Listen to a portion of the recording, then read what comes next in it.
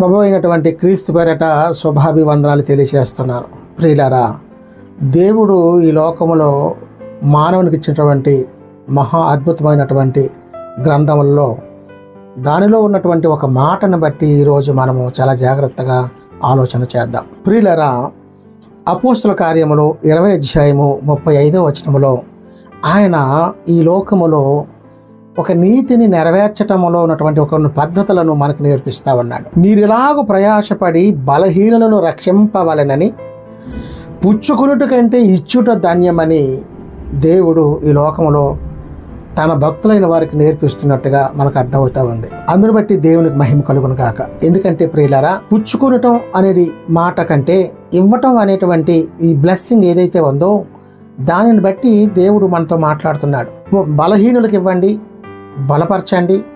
ఆహారం రూపంలో, వస్తు రూపంలో, దానం రూపంలో మీరు బలహీనుల్ని మీకు మాదిరిగా దేవుని ప్రేమను చూపించాలని నిజంగా మనకు నేర్పిస్తున్నటువంటి మాటను బట్టి ప్రభు అయినటువంటి దేవునికి నిజంగా ధన్యవాదాలు తెలియజేస్తూ ఉన్నాను. ప్రియులారా, తీసుకోవటం అనేది చాలా ఈజీ, కానీ ఇవ్వటం అనే ప్రక్రియ అనేది మనం చేయలేం.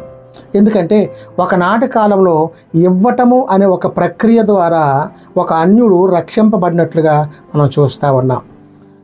నూతన నిబంధన కాలంలో కొర్నేలు దగ్గరికి దేవుని ఒక వాక్కు వచ్చి దేవుడు ఆయనతో మాట్లాడుతున్న కొన్ని మాటలు మనం జ్ఞాపకం చేసుకుందాం. కొర్నేలు, నీ యాచనలు ధర్మకార్యాలు నా సన్నిధికి జ్ఞాపకార్థముగా వచ్చాయి అని దేవుడు మనతో మాట్లాడుతూ ఉన్నాడు. ప్రియులారా, ఈయన చేసిన ప్రక్రియ ఏంటి? ఇవ్వటం ప్రారంభించాడు. దాని ద్వారా దేవుని యొక్క మెప్పును పొందేవారుగా ఉన్నాడు. పేదలను కనికరించటం ద్వారా, అభాగ్యులను ప్రేమించటం ద్వారా, అవసరమైన వారికి సహాయం చేయటం ద్వారా దేవుని యొక్క ఆశీర్వాదాలు మనపై, మన కుటుంబంపై ఎల్లవేళలా ఉంటాయని ప్రభు పేరట ధన్యవాదాలు తెలియజేస్తున్నాను. దేవుని నామములో వందనాలు అందరికీ.